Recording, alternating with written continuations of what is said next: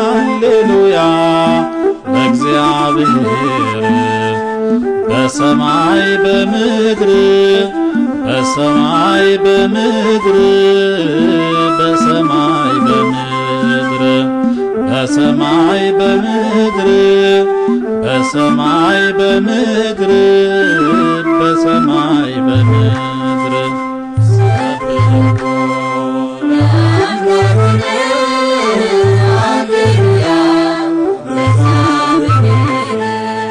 ሰላም እግዚአብሔር ከሁላችን ጋር ይሁን። የተወደዳችሁ የእግዚአብሔር ቤተሰቦች እንዲሁም የድንግል ማርያም የአስራት ልጆች እንደምን ሰንብታችኋል? ይህ በኢትዮጵያ ኦርቶዶክስ ተዋሕዶ ቤተክርስቲያን በማህበረ ቅዱሳን የተዘጋጀ የሚቀርብላችሁ ሳምንታዊው የቴሌቪዥን መርሃ ግብራችን ነው። ዛሬ ዝግጅታችንን የምንጀምረው ሊቀ ሊቃውንት ስምዐኮነ መላክ ለእናቷ አንዲት ናት በሚል ርዕስ ባስተማሩት ትምህርት ነው። እስከ ዝግጅታችን ፍጻሜ ድረስ አብራችሁ እንድትቆዩን በአክብሮት እንጋብዛለን። ስምሽን ጠርቼ መቼ አፍራለሁ ማርያም ብዬ መቼ ወርቃለሁ የምጽናናበት ስምሽ ነውና ድንግል ሆይ ላቅርብ ላንቺ ምስጋና ስምሽን ጠርቼ መቼ አፍራለሁ ማርያም ብዬ መቼ ወርቃለሁ የምጽናናበት ስምሽ ነውና። በስመ አብ ወወልድ ወመንፈስ ቅዱስ አሐዱ አምላክ። የተከበራችሁ ሊቃውንተ ቤተ ክርስቲያን፣ በእግዚአብሔር ዘንድ የተወደዳችሁ ምእመናንና ምእመናት በአምላካችን በእግዚአብሔር ቅዱስና ገናና ስም እንደምን አደራችሁ? አሜን። ለቸርነቱ ማለቂያ የሌለው ምሕረትና ፍቅሩን በእኛ ላይ ያበዛ ሁልጊዜም እንደ ኃጢአታችንና እንደ በደላችን ሳይመለከተን ቸርነትና ፍቅሩን ያላራቀብን የቅዱሳን አባቶቻችን አምላክ ልዑል እግዚአብሔር ስለማይነገር ስጦታው ስሙ ለዘላለም የተመሰገነ ይሁን። ዛሬ በዚህ ዕለት የምንነጋገርበት የትምህርታችን ርዕስ አሐቲ ይእቲ ለእማ ለእናቷ አንዲት ናት በሚል ርዕስ በመኃልየ መኃልይ ዘሰሎሞን ምዕራፍ 6 ከቁጥር 9 ላይ ያለውን የመጽሐፍ ቅዱስ ቃል መነሻ በማድረግ ነው። አባቶቻችንን በጉባኤ መካከል ተገኝቶ የረዳ ኃይለ ቃሉን ከነሙሉ ምስጢሩ ለሰማያኑም ለተናጋሪዎችም የሰጠና ያደለ የቅዱሳን አምላክ ልዑል እግዚአብሔር በእኛም መካከል ተገኝቶ የዚህን ኃይለ ቃል ከነ ምስጢሩ ገልጦልን መነጋገርና በዚህ ቃልም ሕይወታችንን መለወጥ እንድንችል ቅዱስ አምላካችን መልካም ፈቃዱ ይሆንልን። ነቢዩ ሰሎሞን ነው ይህን ቃል የተናገረው። መኃልየ መኃልይ ማለት ከመዝሙራት ሁሉ የሚበልጥ መዝሙር ማለት ነው። በዚህ መጽሐፍ ውስጥ በዋናነት የሶስት ነገሮች ታሪክ ተመዝግቦበት ወይም ተመስጥሮበት ይገኛል። መንፈስ ቅዱስ ስለ ሶስት ነገሮች ያናገረው መጽሐፍ ነው። የመጀመሪያው ስለ ቤተ እስራኤል ነው። ሁለተኛው ደግሞ ስለ ቤተ ክርስቲያን ነው። ሶስተኛው ስለ እመቤታችን ስለ ወላዲተ አምላክ ስለ ድንግል ማርያም የተነገሩ ምስጢራት በዚህ መጽሐፍ ውስጥ ይገኙበታል። መጽሐፉ በረቀቀ ጥበብ የተጻፈና ጥልቅ ምስጢር ያለው መጽሐፍ እንደመሆኑ መጠን አንድ ወንድ ለሚወዳት ሴት የጻፈው ደብዳቤ የሚመስላቸው ሰዎች ሁሉ አሉ። አንዲት ሴት ደግሞ ለምትወደው ወንድ የጻፈችው የሚመስላቸው አሉ። ነገር ግን በውስጡ የቤተ ክርስቲያንና የክርስቶስ ምስጢርን የያዘ በመሆኑ ነው ይህ ቃል የተነገረው።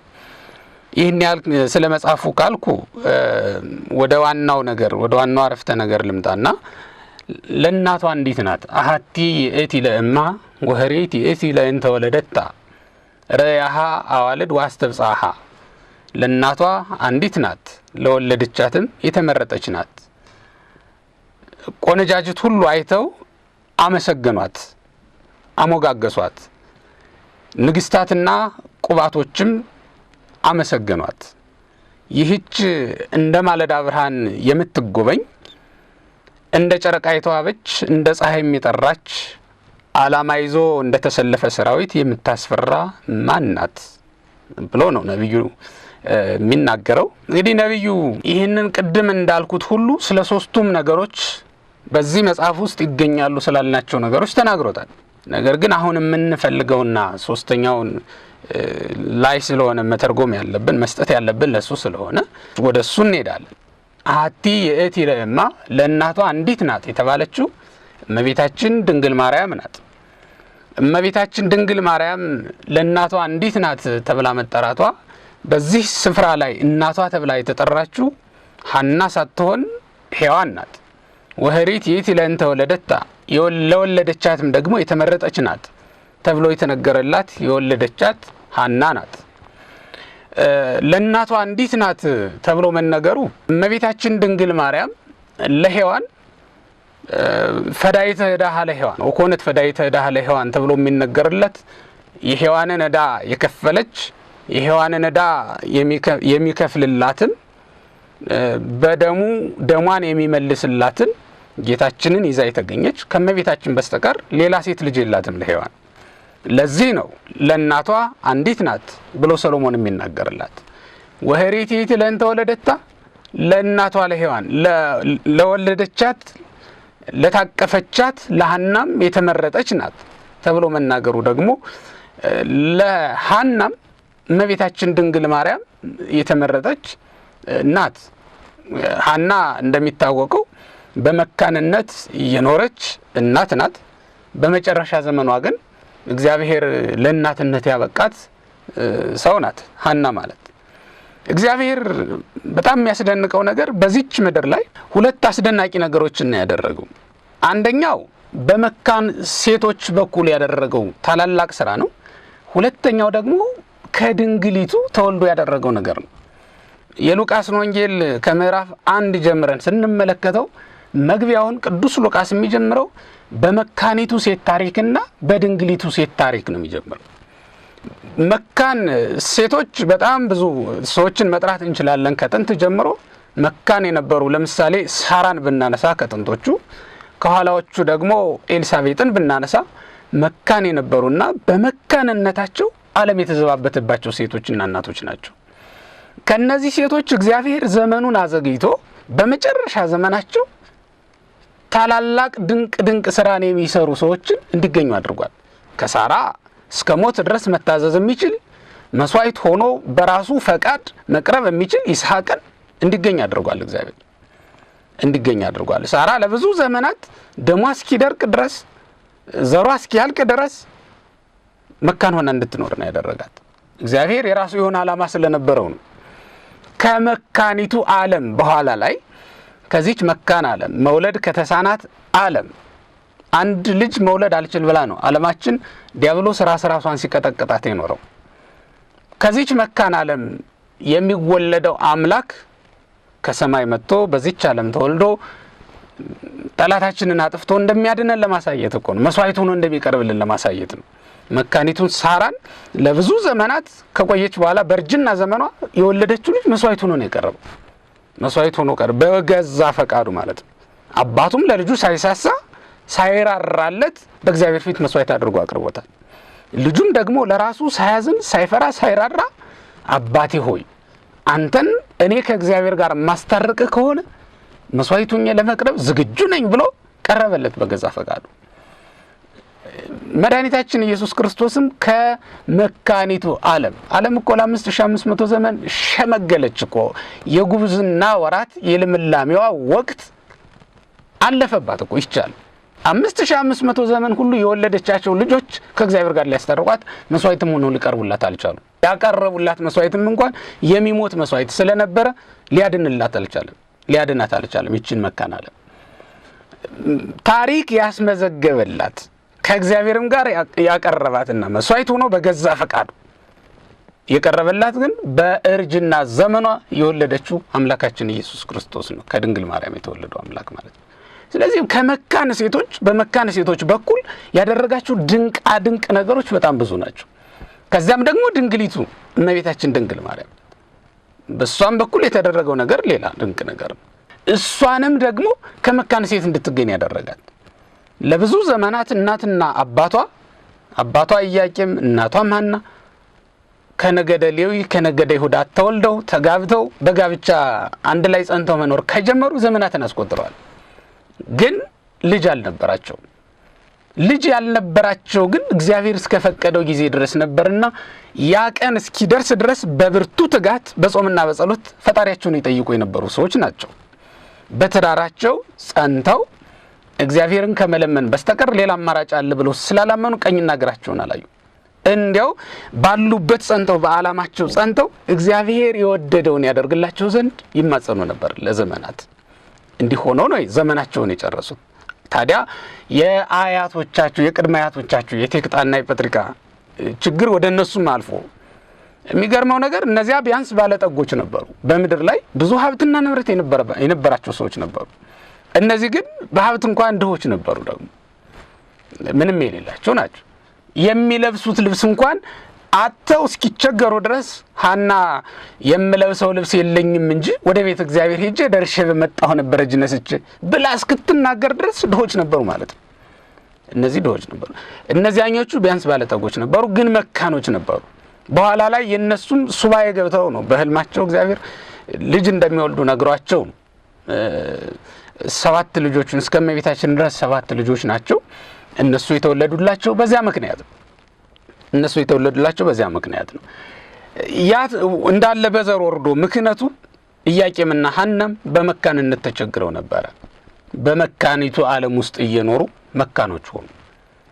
ልጅ አልባ በሆነች ዓለም ውስጥ እየኖሩ የማህፀናቸውን ፍሬ ማየት ሳይችሉ ቀሩ ለብዙ ዘመናት።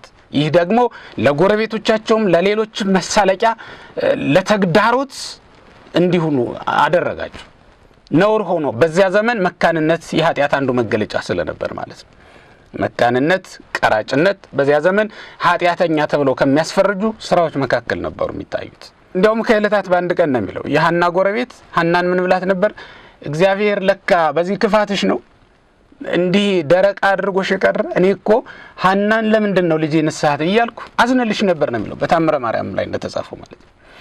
ይሄንን ተግዳሮት እየሰሙ ልባቸው በሐዘን ኩምትር ብሎባቸው ነበር። እያዘኑ ነበር ይኖሩ የነበሩት ሐናና ኢያቄም ማለት ነው።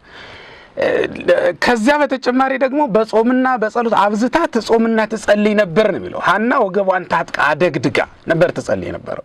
ወደ ቤተ እግዚአብሔር ደርሳ ስትመጣ እንኳን ርግቦች ከገላግልቶቻቸው ጋር ሲጫወቱ ባየቻቸው ጊዜ እጅግ ክፉኛ ልቧ በሐዘን ደምቶ ነበር ነው የሚለው። ሐና ባሪያህን ድንጋይ ብለህ ፈጥረሃታልን? እነዚህን ሁሉ ዘር ስትተካላቸው የኔ ዘር እንዳይቀጥል ያደረከው ለምንድን ነው? ፈጣሪ ቢወልዱኝ እንጂ ማልወልድ ያደረከኝ ለምንድን ነው ብላ እንባዋን በደረቷ ላይ እያፈሰሰች ታለቅስ ነበር። የሰው ልጅ እንባ በእግዚአብሔር ፊት እንዲያው በከንቱ ፈሶ የሚቀር አይደለም። በቅን ልቡና ሆነው የጸለዩት ጸሎት ከቅን ልቡናም የሚፈስ እንባ መሬት ላይ ወድቆ ስራ ሳይሰራ አይቀርም። እንዲያው የሰው ልጅ በብዙ ሳቅ ከሚሰራቸው ጥቂት ስራዎች ይልቅ በጥቂት እንባ የሚሰራቸው ብዙ ስራዎች በምድር ላይ በጣም ይበዛሉ። በተድላ በደስታ በኖርንባቸው ከሰራናቸው ዘመናት ከሰራናቸው ስራዎች ይልቅ በሐዘን ሆነን የምንሰራባቸው ጥቂት ዘመናት ከተሰጡን እነሱ በእውነት ይበቁናል ለኛ። ምናሴ ለብዙ ዘመናት በመንግስት ሲኖር በተድላ በደስታ ነው የኖረው። ግን ተማርኮ በሄደ ጊዜ በጸለያት ባዘናት ጥቂት ጸሎት ነው ዛሬ ስሙ የሚጠራው። ተማርኮ በሄደበት ዘመን የጸለያት አንድ ምዕራፍ ጸሎቱ ናት ዛሬ ምናሴን ከመጽሐፍ ቅዱስ ውስጥ አንዱ ሰው ሆኖ እንዲጠራ ያደረገችው ያቺ ዘመን ናት። የነነዌ ሰዎች ታሪክ እኮ የ3 ቀን ታሪክ ናት፣ የሐዘናቸው ወቅት ማለት ነው። ግን ለዘመናት ትውልድ እየተቀባበለ ስማቸውን ሲያወዳድስላቸው ይኖራል ማለት ነው። ሐናና ኢያቄምም በሐዘን ውስጥ ሆነው በብርቱ ሐዘን ውስጥ ሆነው አለቀሱ። ያለ ምክንያት አይደለም እግዚአብሔር እንዲያዝኑ ያደረጋቸው የአባቶቻቸው ሐዘን መጨረሻ ወቅት ስለነበረ ነው።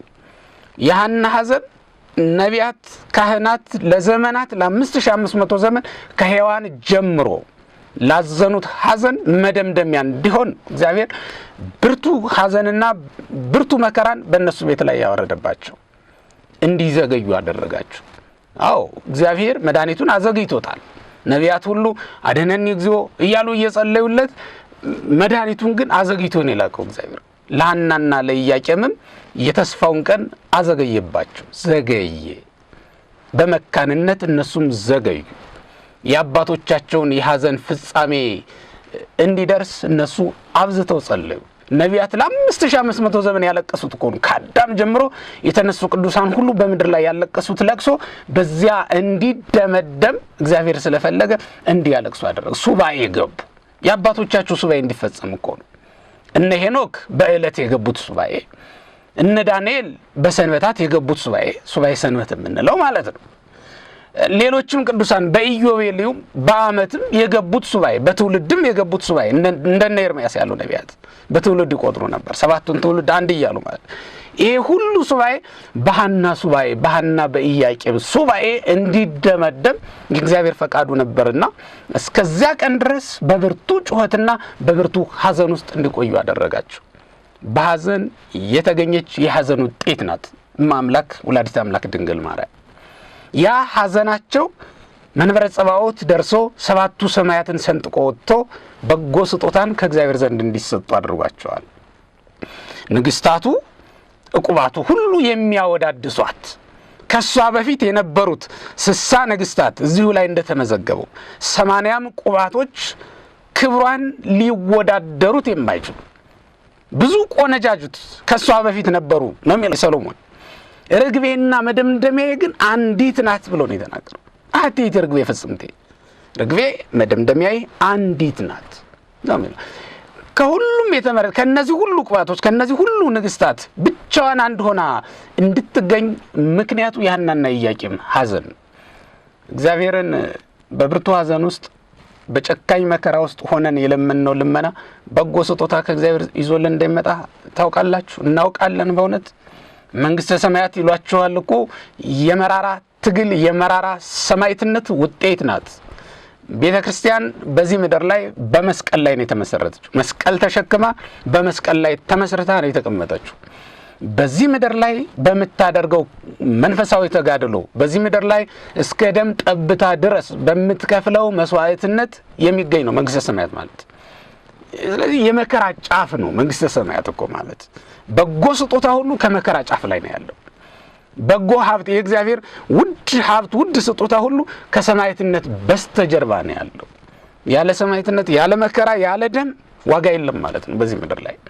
ለዚህ ነው ሐናና ኢያቄም ብርቱ ሐዘን ካዘኑ በኋላ መጨረሻ የሌለው ተድላ ደስታን የምትሰጥ ለነሱ ብቻ አይደለም ለዓለም ሁሉ የምስራች የምትሆን እመቤታችን ድንግል ማርያም ተወለደችላቸው። ታላቅ መንፈሳዊ የጉዞ መርሃ ግብር በኢትዮጵያ ኦርቶዶክስ ተዋሕዶ ቤተክርስቲያን ማህበረ ቅዱሳን የሐዋሳ ማዕከል ሐዊረ ሕይወት በሚል ልዩ መንፈሳዊ ጉዞ ግንቦት 30 2007 ዓ.ም ወደ ወንዶ ገነት ቡሳ ቅዱስ ሚካኤል ቤተክርስቲያን አዘጋጅቷል። በዕለቱ ምክረ አበው፣ በረከተ ወንጌል እና ሌሎችም በርካታ መርሃ ግብራት ተካተዋል። የጉዞ መነሻ ቦታ ቅዱስ ገብርኤል ገዳም። ለበለጠ መረጃ በስልክ ቁጥር 046 22 04 899 0961 39 66 00 0961 39 66 01 ማህበረ ቅዱሳን